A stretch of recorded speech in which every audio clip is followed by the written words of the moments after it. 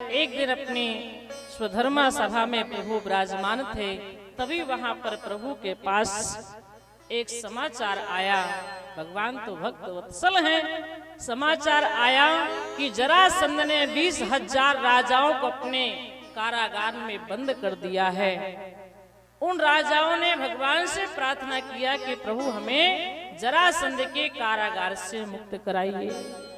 एक ये भगवान के पास सूचना आई। दूसरी सूचना आती है कि इस समय हस्तिनापुर में महाराज युधिष्ठिर राजस्व यज्ञ कर रहे हैं, तो उस यज्ञ में श्री कृष्ण को परिवार के साथ आमंत्रित किया है, तो आप यज्ञ में पधारिए और उनके यज्ञ को आप सुशोभित करिए प्रभु। तो अब भगवान के पास दो निमंत्रण आए, दो सूचनाएं आई। एक तो यज्ञ में आने के लिए, दूसरी जरासंध के यहाँ जो 20,000 राजा कारागार में जेल में बंद हैं, उनका जो है उद्धार करने के लिए, उन्हें मुक्त कराने के लिए भगवान के पास समाचार आया। अपनी स्वधर्मा सभा में भगवान श्री कृष्ण उद्धव जी के सामने प्रस्ताव रखते हैं, बताइए पहले कहाँ चलना चाहिए? पहले राजस्व यज्ञ में चलना चाहिए या कि जरासंध के यहाँ उन राजाओं को कारागार से मुक्त करना चाहिए? क्या क्या? उद्धव जी ने कहा, हे केशव, अगर आप हमसे पूछ रहे हैं तो हम तो यही कहेंगे कि पहले राजाओं को मुक्त करें। उन राजाओं का जो है साथ हमारे महाराज युधिष्ठिर को मिलेगा तो यज्ञ की और भी शोभा बढ़ेगी और भी यज्ञ हमारा जो है आगे बढ़ेगा। इसलिए उन राजाओं का साथ होना जरूरी है। आप ऐसा करें, पहले उनको मुक्त किया जाए। लेकिन पहले वहां नहीं चलेंगे, हम पहले हस्तिनापुर चलेंगे महाराज युधिष्ठिर के यहाँ, इसके बाद राजाओं को मुक्त करेंगे। भगवान श्री कृष्ण अपने परिवार के साथ उनकी 8 पट रानियां सब अपने अपने जो है पालकियों में बैठ करके परिवार के साथ हस्तिनापुर को प्रस्थान करते हैं। कृष्ण जी हैं, बलराम जी हैं, पूरा परिवार प्रभु का जा रहा हस्तिनापुर में। वहां जाकर के उन्होंने भगवान अपने भक्त पर कृपा करते हैं। तो आप ध्यान रखिएगा, युधिष्ठिर जी ने कहा कि मेरे भाइयों ने हर जगह के राजाओं को अपने मतलब पक्ष में किया, सब इस बात से सहमत हैं कि आप राजस्व यज्ञ करिए, हम आपके इस यज्ञ में सम्मिलित हैं। सबको उन्होंने जीता है, लेकिन अभी जरासंध की सहमति नहीं मिली, उसको नहीं जीता गया, उसको भी जीतना चाहिए। तब हमारे भगवान श्री कृष्ण, अर्जुन और भीम ये तीनों साधु का वेश बनाकर, ब्राह्मण का वेश बना करके जरासंध के यहाँ जाते हैं। ध्यान रखिए, भगवान बड़े कृपालु दयालु तो है ही। भगवान जब वहां पहुंचे ब्राह्मण का वेश बनाकर, क्यों? इसलिए कि भगवान जानते हैं कि ये जरासंध जो है ये ब्राह्मण भक्त है। जब भगवान से 18वीं बार लड़ने के लिए गया था, ब्राह्मणों से कहा था कि मैं इस बार अगर जीत गया तो मैं ब्राह्मणों को प्रसन्न कर दूंगा, और हार गया तो ब्राह्मणों को मार दूंगा। तो 18वीं बार भगवान ब्राह्मणों की रक्षा के लिए स्वयं हार गए और जरासंध जीत गया। तो यहाँ आकर के ब्राह्मणों को माला माल कर दिया। ब्राह्मणों पर बड़ा प्रसन्न हुआ और ये ब्राह्मण भक्त बन गया। जरासंध ब्राह्मण भक्त बन गया। कोई भी ब्राह्मण उसके दरबार में याचना करता है, वो कभी मना नहीं करता, जो मांगता है वो उसे देता है। बड़ा दानी बन गया, ब्राह्मणों की इच्छा पूर्ति करने वाला बन गया। तो भगवान ने कहा एक विशेषता तो है इसमें, चलो ब्राह्मण बन करके चले, क्योंकि ऐसे तो इसको कोई जीत नहीं सकता है, बड़ा शक्तिशाली है, बड़ा बलशाली है। जरासंध को ऐसे मारना सरल नहीं है। तब जो है भगवान द्वारकाधीश, अर्जुन और भीम ये तीनों ब्राह्मण का वेश बना करके जरासंध के दरबार में पहुंचे और वहां पर याचना करते हैं। जरासंध बोला, बताइए क्या चाहिए आपको? तो भगवान ने कहा, युद्धम नो देहि राजेंद्र द्वंद्व सो यदि मन से युद्ध चाहिए, हमें द्वंद्व युद्ध चाहिए। आप हमारी याचना को सुन रहे हैं तो आप हमें द्वंद्व युद्ध की भिक्षा दीजिए, हम आपसे द्वंद्व युद्ध करना चाहते हैं। द्वंद्व सो यदि, हे राजन हमारी याचना पूरी करो। जैसे जरासंध ने इतना सुना तो वह देखने लगा कि ये तीनों ब्राह्मण हैं कौन। क्यों? क्योंकि ब्राह्मण कभी युद्ध की भीख मांगता ही नहीं है। ये तो क्षत्रिय है निश्चित करके, ब्राह्मण युद्ध नहीं करता, युद्ध तो क्षत्रिय करता है। भगवान ने तो अपने बड़े पुत्रों से ब्राह्मणों से कहा तुम वेदों का पाठ अध्ययन चिंतन इत्यादि करो, यही तुम्हारा काम है। लड़ाई झगड़ा करना रक्षा करने तो क्षत्रियों को मेरे दूसरे बेटे का काम है। तो ये ब्राह्मण के वेश में है और युद्ध की भिक्षा मांग रहे हैं।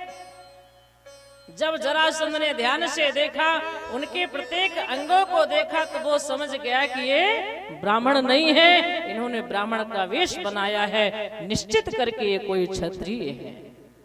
जरासंध ने कहा आपने मेरे से याचना की है, मैं आपको द्वंद्व युद्ध की भिक्षा देता हूँ, लेकिन मैं जानना चाहता हूँ कि आप कौन हैं, अपना परिचय दीजिए। भगवान श्री कृष्ण मुस्कुराते हुए कहते हैं असो ब्रकोदरः पार्थस्य तस्य भ्राता अर्जुन हायम अनयोर मातुल्यम मां कृष्ण जानी ही ते रिपु। ये जो है मेरे भाई अर्जुन है, भीम है, और इनका ममेरा भाई में भी कहलाया। कृष्ण तो जानते ही होंगे, पुराना नाम है, आपने सुना होगा, ध्यान रखिएगा। भगवान कहते हैं कृष्ण जाने ही ते रिपुम, मैं तुम्हारा पुराना शत्रु हूं, तुम जानते हो कि नहीं जानते हो? पुराना शत्रु हूं तुम्हारा मैं, रिपु कृष्ण नाम है मेरा। जरासंध थोड़ा सा हंस करके बनावटी हंसी के साथ कहता अच्छा तो आप लोग युद्ध की भिक्षा मांग रहे हैं।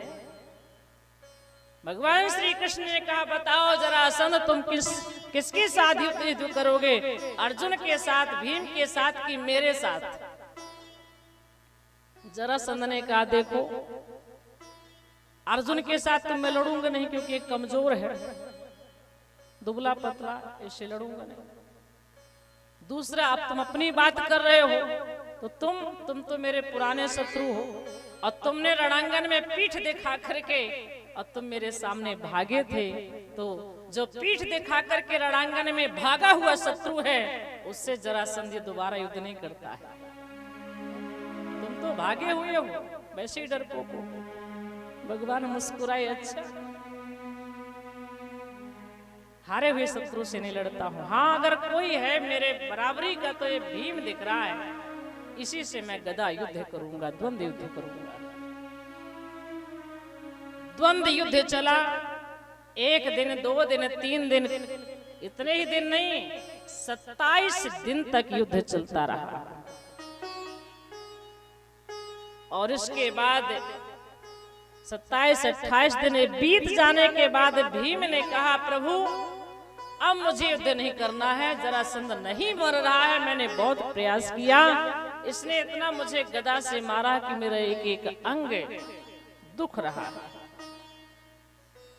भगवान तुरंत अपना हाथ भीम के सिर पर पूरे शरीर में फेरते हैं। जैसे रामावतार में देखें, जब भगवान श्री राम ने कहा था सुग्रीव जाओ तुम बाली से युद्ध करो, और जब बाली से सुग्रीव लड़ते हैं और बाली ने जब जोर की पिटाई की तो सुग्रीव डर करके भाग आए। भगवान ने कहा दोबारा जाओ, सुग्रीव ने कहा कल का दर्द तो समाप्त हुआ नहीं, फिर भेज रहे हैं, अब मैं नहीं जाऊंगा, पूरा शरीर जो है बहुत ही दुख रहा है। तो भगवान ने क्या किया था, कर परसा सुग्रीव शरीरा तनुभा कुलिस गई सब पीरा। भगवान ने अपना कर कमल जैसे सुग्रीव के शरीर में फेरा, सारा का सारा जो है पीड़ा उनका समाप्त हो गई, सारा दर्द समाप्त हो गया। इसी तरह आज भीम कह रहे हैं कि प्रभु मेरा पूरा शरीर दुख रहा है, तो भगवान ने भीम के शरीर पर भी अपना हस्त कमल फेर करके उनकी सारी पीड़ा को भगवान ने हर लिया और कहा अब जाओ जाकर के युद्ध करो और मेरे संकेत पर ध्यान रखना, मैं संकेत करूंगा, जरासंध ऐसे नहीं मरेगा, इसे तुम्हें कैसे मारना है भगवान ने सब बता दिया। और इसके बाद भीम गए और भीम ने युद्ध करते करते जरासंध को पछाड़ करके अपना पैर उसकी जंघा में रख करके एक पैर को अपने हाथों से उठा लिया और बीच से उसको चीर दिया और दोनों टुकड़े विपरीत दिशा में फेंक देते हैं। जरासंध का वध हो गया। बोलिए श्री भक्तवत्सल भगवान की जय हो। इस प्रकार से श्री द्वारकाधीश भगवान कृष्ण ने जरासंध को भीम के माध्यम से मरवाया और जो 20,000 राजा कैद थे उन्हें मुक्त किया। और जब बेचारे कारागार से वो राजा निकले, जो राजमहल में रहने वाले राजा थे, वो जेल में बैठे थे, जब 20,000 राजा इकट्ठा निकल करके आए तो द्वारकाधीश वासुदेव भगवान श्री कृष्ण की स्तुति करते हुए कहते हैं, कृष्णाय वासुदेवाय हरे परमात्मने प्रणत क्लेश नाशाय गोविंदाय नमो नमः। हे प्रभु, आप सबके क्लेशों को हरते हैं, आप भक्त वत्सल हैं, आप देवकी नंदन हैं, आप वासुदेव हैं। आपने हमारे क्लेश को मिटा दिया, हमारी पीड़ा को मिटा दिया, दुख को मिटा दिया। सब भगवान की जय जयकार करने लगे। जय हो प्रभु की जय हो।